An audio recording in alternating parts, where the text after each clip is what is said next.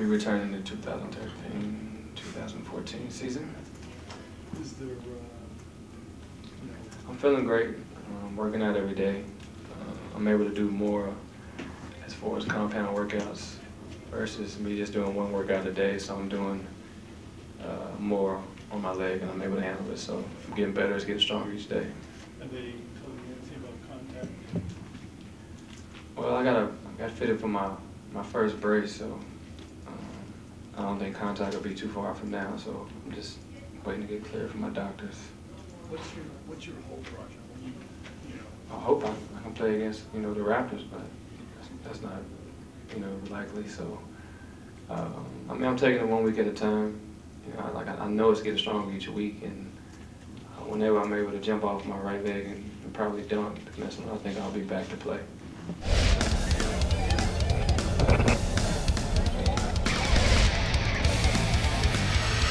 So that was Rajon Rondo, and this is the Garden Report. My name's Jared Weiss. With me, the normal guys, Jimmy Toscano and Evans Clinchy. We've got Kyle George behind the camera, but let's talk about the guy that was just on camera. Rajon Rondo, in one of the more joking moods that we've ever seen him, Jimmy.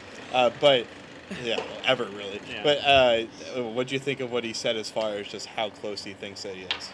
Well, he decided to hold the press conference tonight, so obviously he must be feeling good about something. I mean, he's not going to decide to talk if he doesn't have any, positive news to give. I mean, it seems like he's in good spirits. He's obviously not ready to play. I'm sure he would want to be. Like you saw in the video, he says 87%. I thought the most positive thing was that he got fitted for the brace, and he said that means contact's coming soon. So that's good. I mean, that's obviously the next step. He's got to start taking some hits on the leg, build that confidence up in his head, and once mentally he's there, I mean, that's the thing that's going to come after the physically is going to be first. He'll be ready to go physically, like we see it with Derrick Rose. We saw Rob Gronkowski. It seemed like maybe that was mental with him. Once he gets there mentally, so he takes a few hits on it, then we'll see him back in the court. I think knowing Rondo's personality, the mental part's going to come fast for him because he's so competitive and he wants so badly to be out there. Yeah. I mean, you heard him say he wants to be out there against the Raptors next Wednesday. That's how badly he wants this. Right. I think not very feasible, though. Perhaps not, No. but when you have that mentality that Rondo has where he's just so competitive and he wants so badly to play, I think he's going to push himself back really quickly mentally. I think that's going to work out pretty well for him. But at the same time, I mean, Derrick Rose is a competitive dude. Rob Gronkowski is a competitive dude. I mean, at the end of the day, the doctors are going to tell him if he's physically ready, and then he's going to get past that mentally. Yeah, he wants to play, but it's a big year for Rondo this year, and especially next year, because next year is a contract year for him.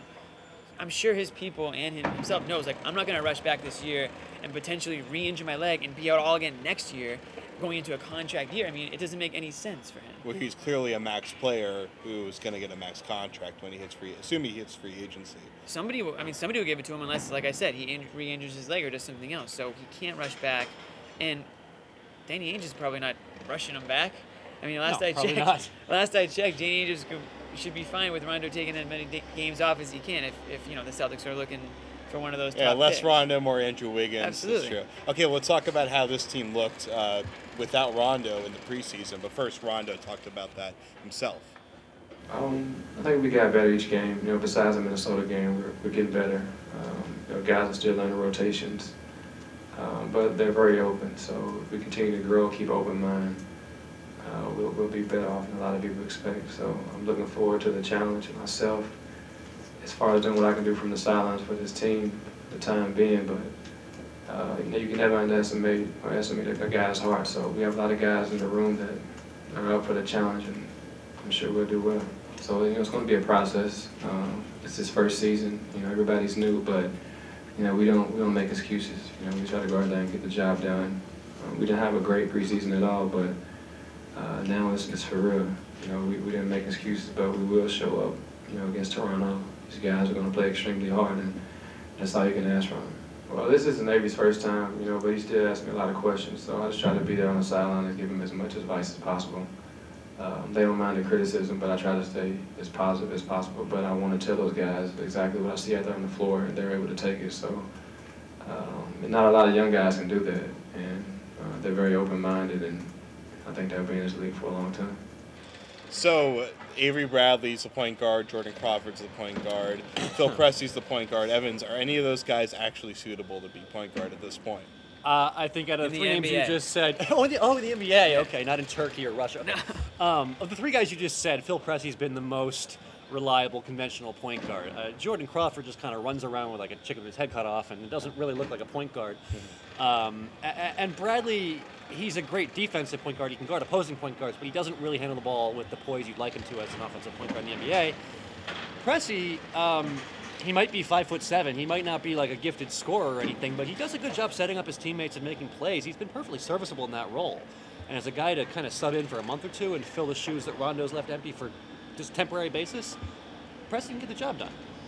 Yeah, and I just think it's good that Rondo is sort of into teaching these guys, how to fill in for him. I mean, obviously they're not going to play like Rondo or be Rondo, but with him in their ear, I mean, he said it, like, he can be critical of them to them, and they take it the right way. He said that tonight, which is a great thing for young players to be able to accept that constructive criticism and go out there again, and that hopefully that's in the back of their heads, like, okay, well, I should be doing this better. Not while they're in the middle of the game. You don't want to be overthinking it, but if any little thing or any pointer that he gives them, if they can take that with them out in the court, then I mean, that can only help them, in the beginning of the year. The last thing, those are some leadership quotes there. He sounded like a leader in that press conference, didn't he?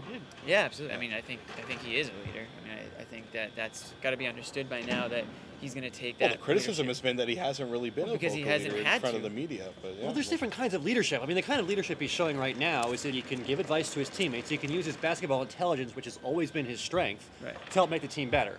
He might not be a guy who calls a lot of press conferences or Right. does a lot of stuff on camera to prove that he's a leader, but Right. on the floor he does it.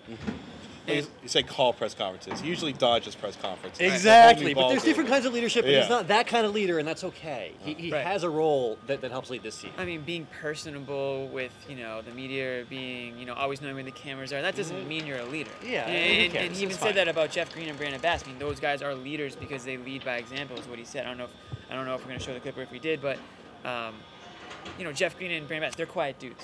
Yeah. But if they're in the weight room like he says they are, and if they're out there early at practice, I mean, that's leadership. That's just in a different way. And I think Rondo, he might not be a guy that's going to smile at the cameras, but his teammate, he's always had the respect of his teammates. So. All right, that's it for part one of the Garden Report tonight. Go over to part two. We're going to talk about some of the young guys.